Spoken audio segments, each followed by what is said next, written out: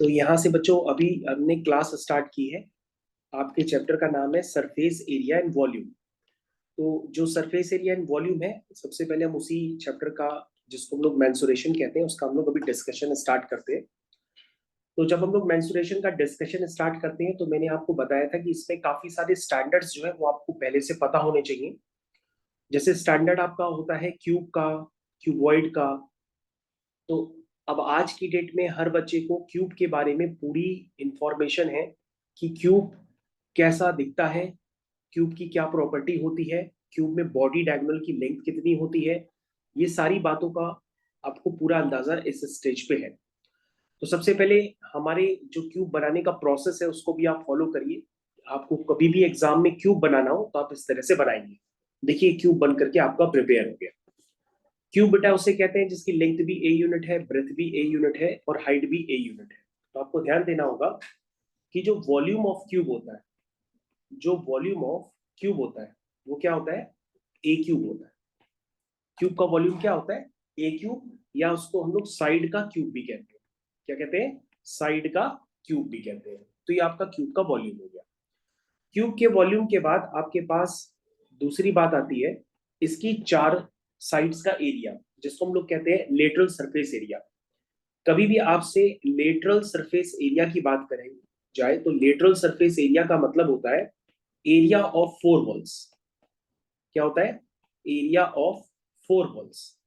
तो area of four walls जो होता है यहाँ पे, वो होता है फोर, वैसे तो हम लिखते हैं 2 times L+B × H, this is called area of four walls. लेकिन अगर हम यहाँ पे लेंथ को भी ए ले लें, ब्रेथ को भी ए ले लें, हाइट को भी ए ले लें, तो ये हो जाएगा 4a²। तो आपको क्यूब के केस में याद रखना होगा कि lateral surface area, that means area of four walls जो होता है वो 4a² होता है।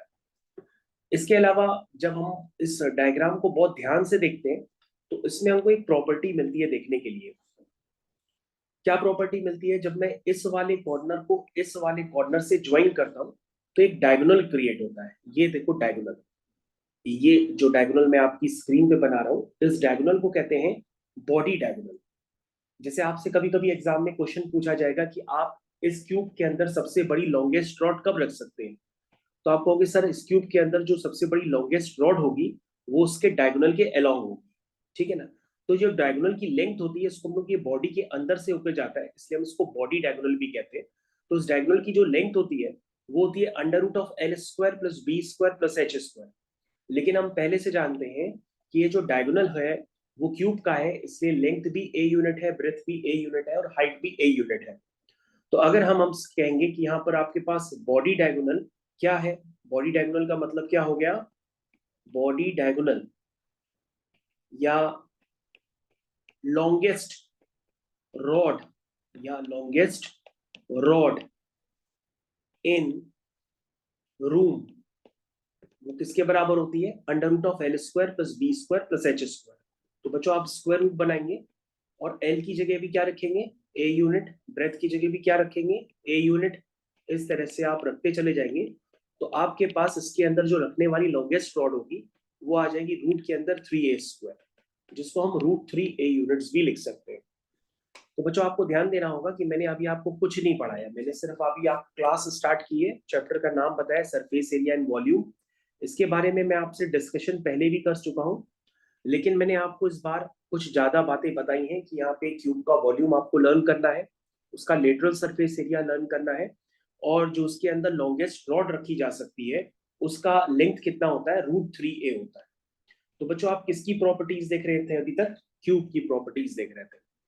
तो बच्चों जिनको क्यूब की प्रॉपर्टीज समझ में आ जाती है तो वो क्यूबॉइड की प्रॉपर्टीज को बहुत जल्दी से लर्न कर सकते हैं। कैसे लर्न करते हैं, वो सबसे पहले हेडिंग डालेंगे क्यूबॉइड, और क्यूबॉइड की सारी प्रॉपर्टीज उनको समझ में आने लगती है। मेरे ख्याल से सक्सेसफुली यहाँ पे सबको समझ में आ रहा होगा। अब बच्चों क्लास के बाद आपको नोट्स भी मिल जाएंगे, तो अगर पॉसिबल हो तो आप लिखते भी रहिए, अदरवाइज आपको क्लास के बाद नोट्स मिलेंगे।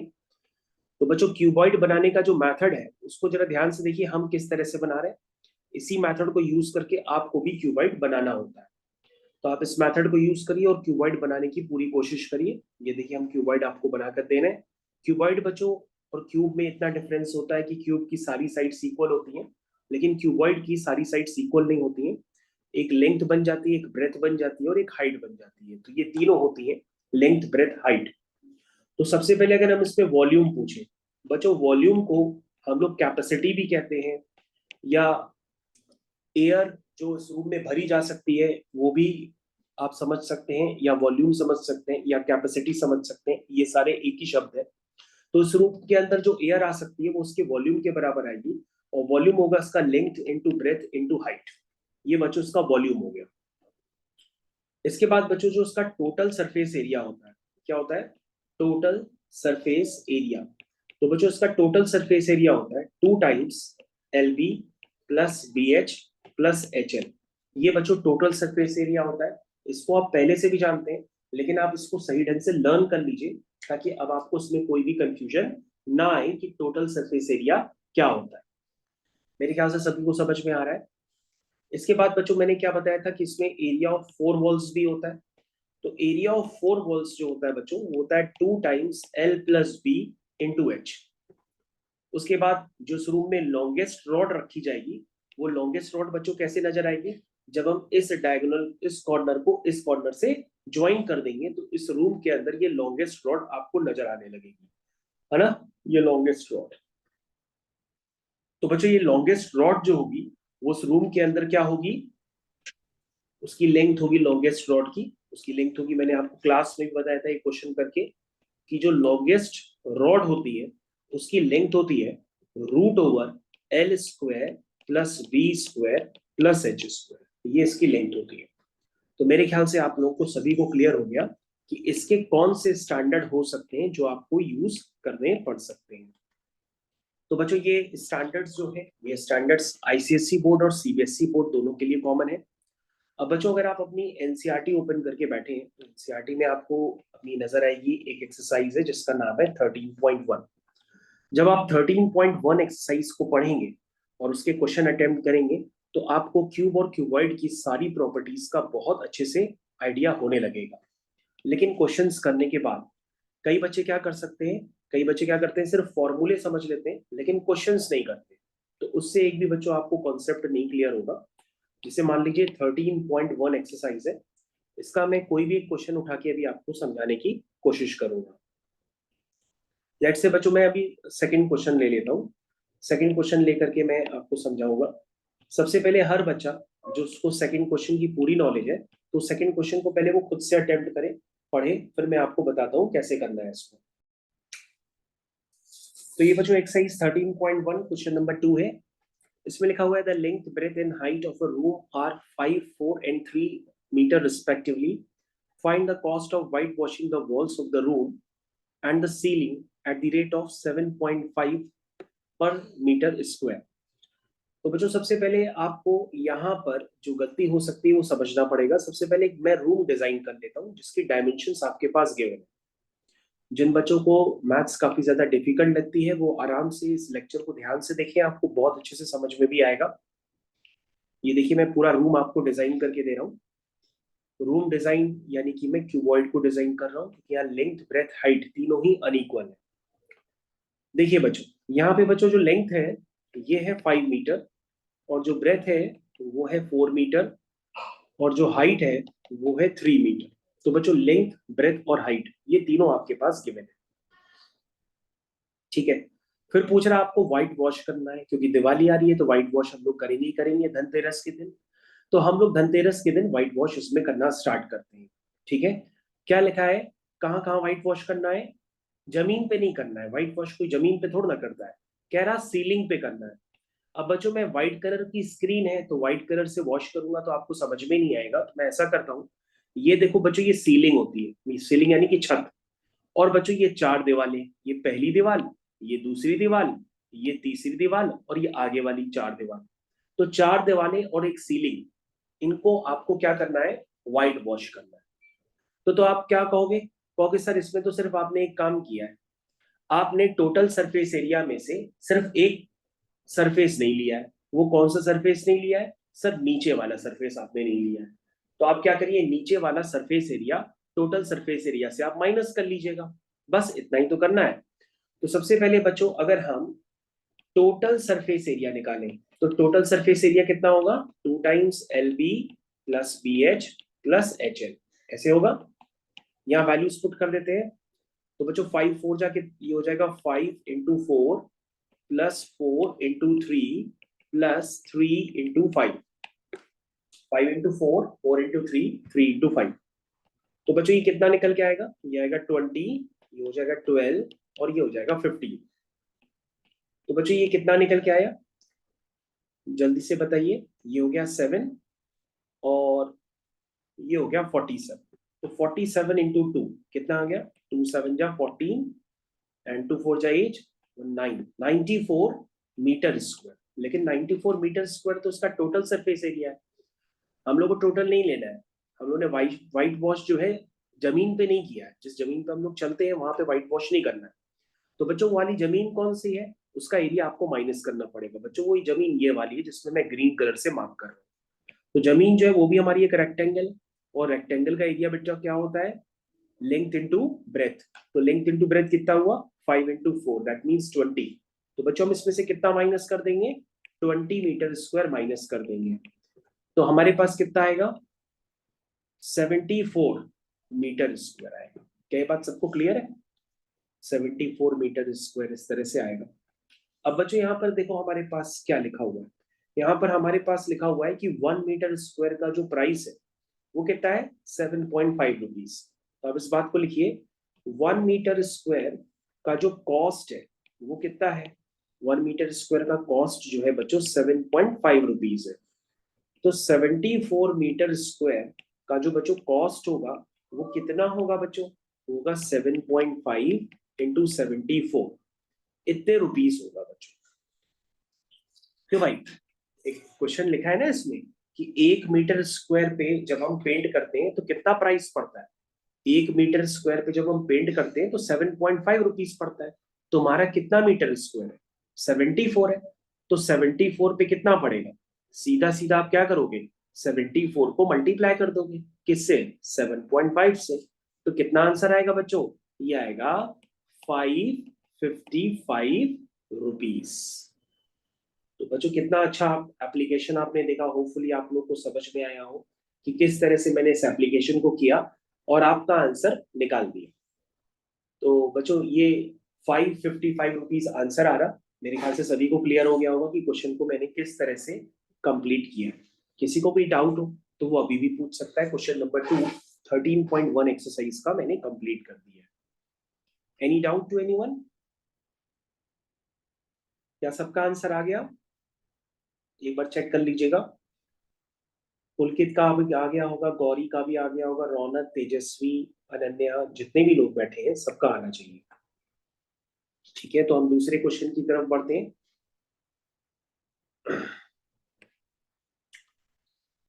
तो बच्चों हमारे पास यहाँ पर अभी बहुत सारे क्वेश्चन से करने के लिए। सबसे पहले हम लोग क्वेश्चन नंबर 3 करते हैं।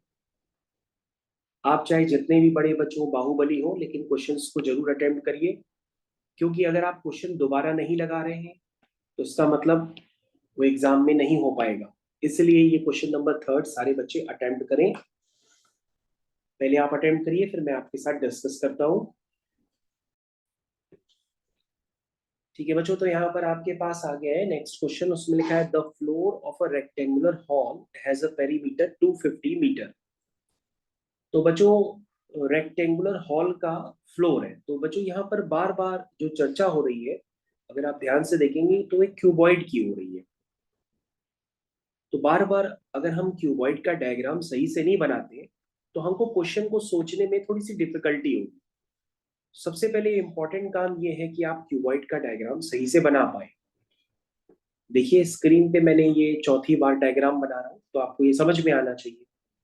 तो बच्चों आपको क्या फ्लोर नजर आ रहा? रेक्टेंगुलर लिखा हुआ है, the floor of a rectangular hall has a perimeter 250 metre.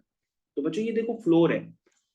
इस फ्लोर को समझने की कोशिश करिए। ये देखिए, ये आपका फ्लोर है। इस फ्लोर को मैं मार्क करता हूँ। ये बच्चों आपका फ्लोर। क्या फ्लोर सारे बच्चों को नजर आ रहा है? इस फ्लोर का बच्चों पेरीमीटर आपके पास गिवन है। कितना पेरीमीटर है बच्चों फ्लोर का?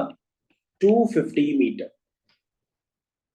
मैंने कहा the cost of painting the 4 walls eight the rate of 10 per meter square is 15,000 rupees.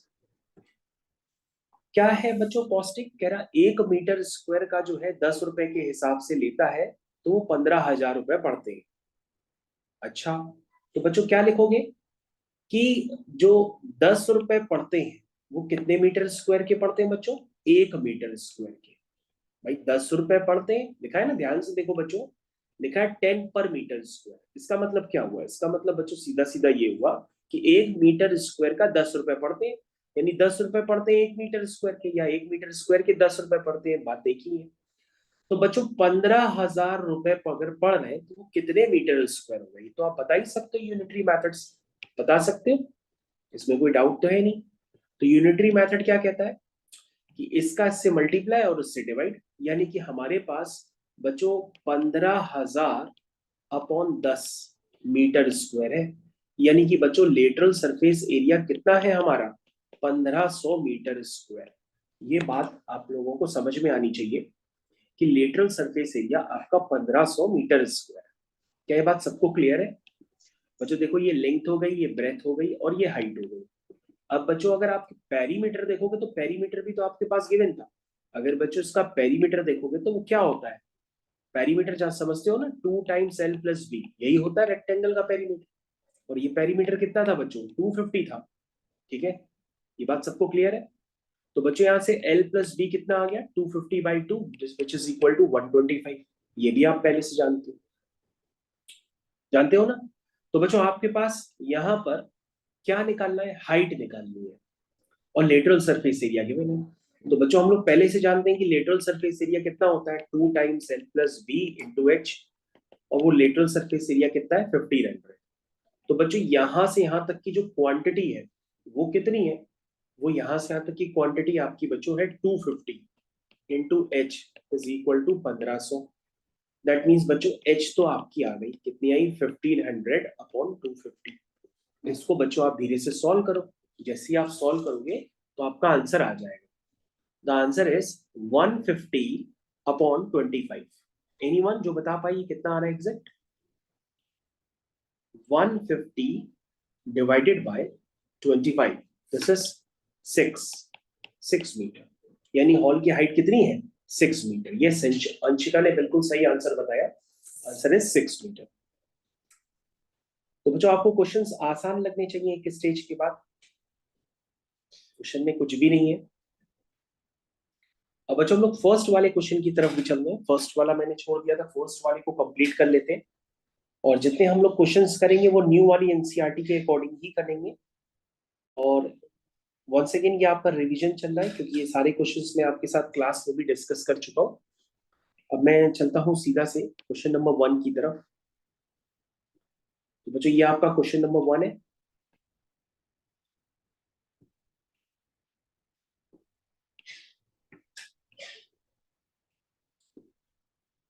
तो 13.1 एक्सरसाइज वंस अगेन, उसका हम लोग करते हैं क्वेश्चन नंबर 1। तो पढ़ने की कोशिश करिए और इसको ट्राई करने की पूरी कोशिश करेंगे सभी बच्चे। पहले एक बार पढ़िए क्या लिखा हुआ है।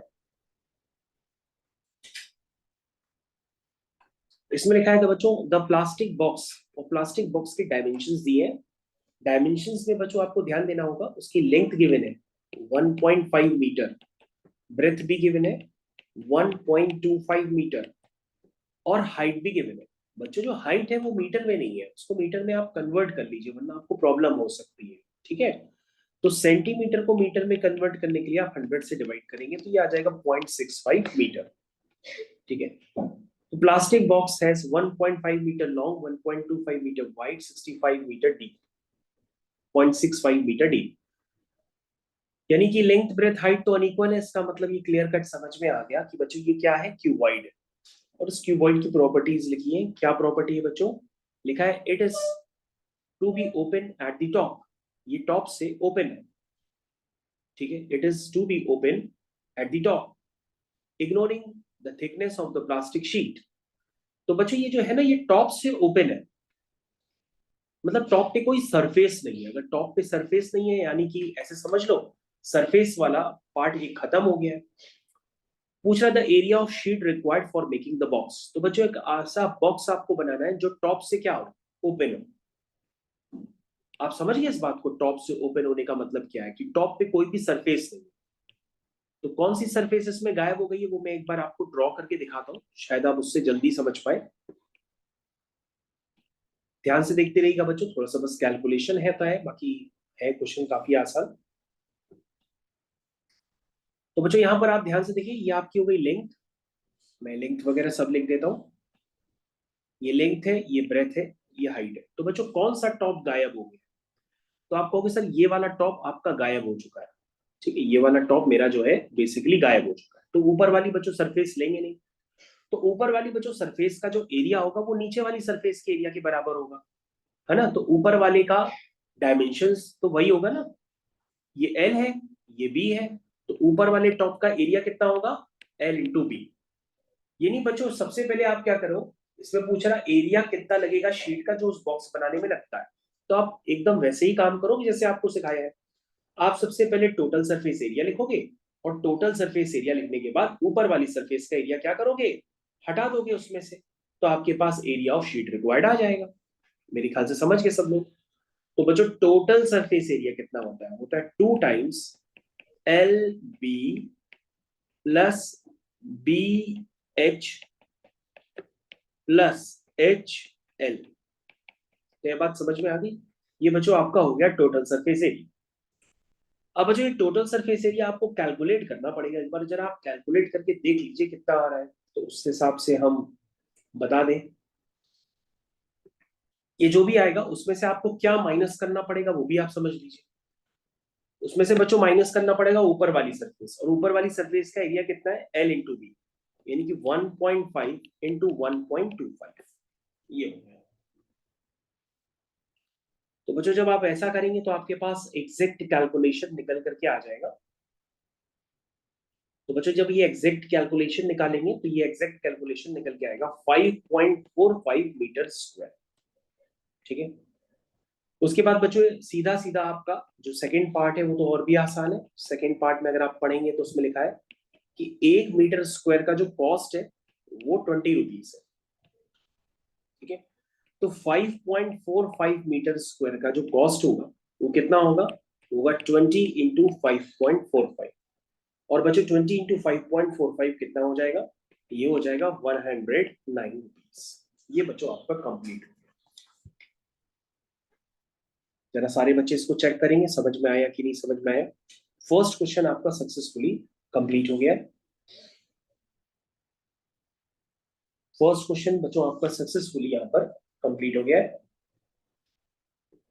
फर्स्ट, सेकंड, थर्ड, 3 क्वेश्चन बच्चों मैंने आपके सक्सेसफुली कंप्लीट कर दिए।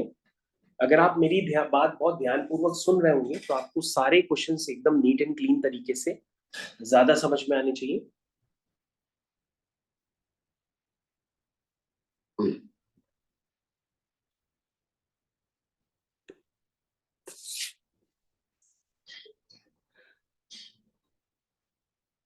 आ गया बच्चों समझ में, आ गया। चलो बच्चों 2 क्वेश्चंस और कर लेते हैं अकॉर्डिंग टू न्यू वाली एनसीईआरटी। फोर्थ क्वेश्चन कर लेते हैं। तो ये बच्चों आपका हम लोग करेंगे, क्वेश्चन नंबर 4 को कंप्लीट करेंगे। तो जितने भी बच्चे क्लास में बैठे हैं सबसे पहले वो क्वेश्चन नंबर 4 को पढ़ें और ट्राई करें और कंप्लीट करें। ठीक है बच्चों, तो हम लोग इस क्वेश्चन को कंप्लीट कर लेते हैं एक बार।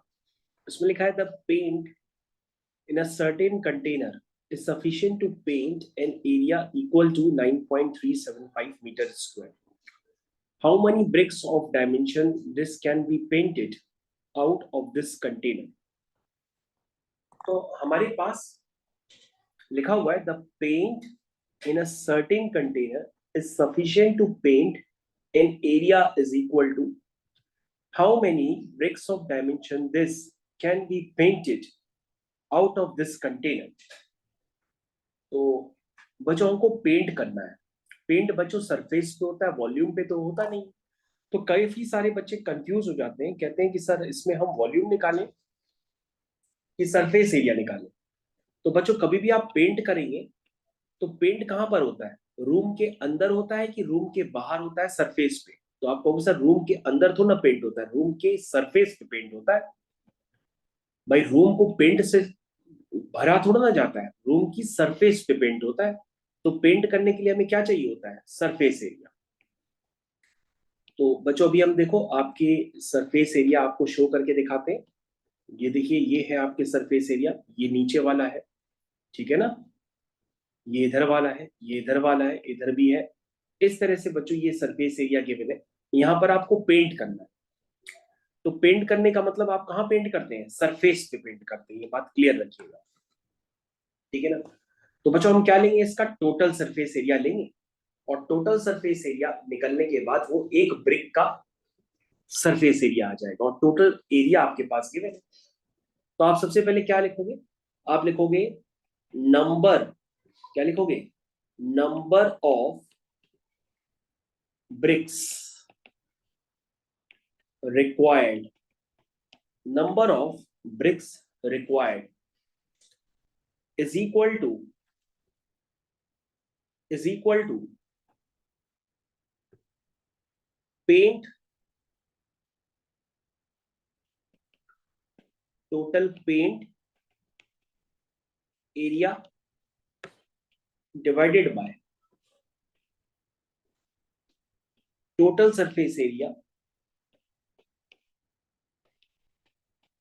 Of each brick, of each brick. तो बच्चों ये स्टैंडर्ड लगा दीजिए, टोटल कितना है? टोटल आपके पास गिवन है 9.375 मीटर स्क्वायर है, बस आपको ये ध्यान देना होगा। तो बच्चों यहाँ पर जो भी डायमेंशन है वो सेंटीमीटर में है, तो जब आप एरिया निकालेंगे तो वो सेंटीमीटर स्क्वायर में आएगा। तो सेंटीमीटर स्क्वायर को मीटर स्क्वायर में कन्वर्ट करना आपको आना चाहिए। तो बच्चों जब आप यहाँ लिखेंगे तो आएगा 2 times L B plus B H plus H into L. ये हो गया बच्चों टोटल सरफेस एरिया। ये किस में आएगा बच्चों? ये आएगा आपका सेंटीमीटर स्क्वायर में, और सेंटीमीटर स्क्वायर को मीटर स्क्वायर में कन्वर्ट करने के लिए हम क्या करेंगे? 2 बार 100 से डिवाइड करेंगे, क्योंकि सेंटीमीटर स्क्वायर का मतलब होता है सेंटीमीटर इंटू सेंटीमीटर। तो जब हम 2 बार 100 से डिवाइड करेंगे तो जाके वो मीटर इंटू मीटर में कन्वर्ट होगा। तो बच्चों जब यहाँ पे हम 2 बार 100 से डिवाइड करेंगे तो वो 100 कहाँ चला जाएगा? 2 बार ऊपर चला जाएगा। तो ये बच्चों पूरा आंसर ऊपर भी मीटर स्क्वायर में, नीचे भी मीटर स्क्वायर में। अब बच्चों बस इसको आपको सॉल्व करना होगा। जब आप सॉल्व करोगे तो आपके पास फाइनल आंसर निकल करके आ जाएगा। मेरे ख्याल से सारे बच्चों को बात समझ में आ गई होगी कि हम किस तरह से अपने कैलकुलेशन को परफॉर्म कर रहे हैं। तो बच्चों जो ऊपर वाला पार्ट है वो होता है 9.375, और जो नीचे वाला पार्ट है अगर आप उसको अलग से पूरा कैलकुलेट करते हैं तो आता है 0.09375। इसको आप बच्चों सॉल्व करोगे तो ये 100 आ जाएगा, यानी कि 100 ब्रिक्स में ये वाला पेंट अप्लाई हो सकता है। ये जो पेंट आपका गिवन है 9.375 मीटर स्क्वायर, ये 100 ब्रिक्स में अप्लाई हो सकता है, ठीक है। मेरे ख्याल से आप लोगों को समझ में आ गया बहुत अच्छे तरीके से।